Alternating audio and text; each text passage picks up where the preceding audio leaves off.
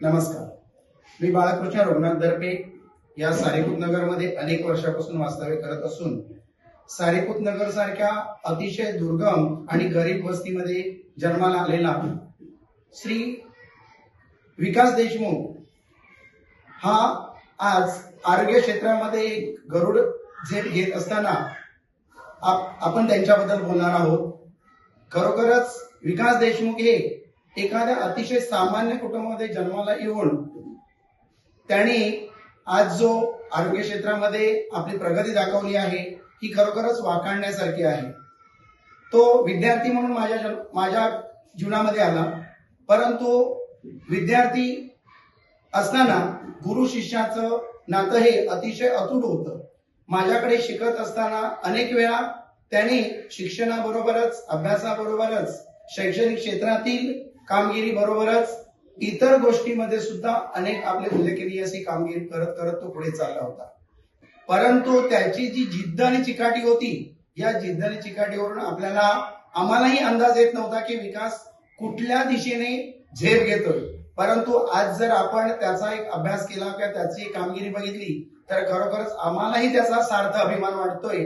कारण आज जी त्याची कामगिरी जर पाहिली तर खरोखरच वाटण्यासारखी। त्याचं कारण म्हणजे आज त्याच्या या उद्योगधंद्यामध्ये सारीपूत नगरमधील अनेक कुटुंबांची पोटं भरली जाते। त्याचबरोबर गरीब आणि गरजू निराधार अशा आरोग्य क्षेत्रातील लोकांसाठी त्याची बरीचशी मदत होते। म्हणजेच या सारीपूत नगरमधीलच नव्हे तर सारीपूत नगर आणि संलग्न परिसरातील अनेक लोकांसाठी एक विकास देशमुख हे आरोग्य क्षेत्रातील देवदूत म्हणून जन्माला आले म्हणायला हरकत नाही। हे करत असता त्यांनी सारीपूत नगर सोडून मला वाटतं पहिल्यांदा दादरमध्ये वास्तव्य केले, दादरमधून आता पार्ल्याला, आणि पार्ल्यातून मला वाटतं काही दिवसातच ते पुढच्या वास्तव्यासाठी जाणार आहेत।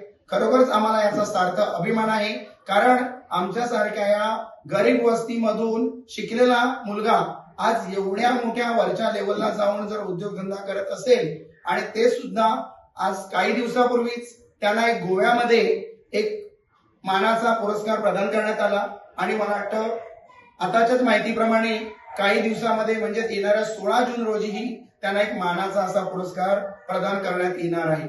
खरोखरच अशा या त्याला प्रदान करण्यात येणाऱ्या पुरस्काराबद्दल आम्हाला सार्थ अभिमान वाटतो।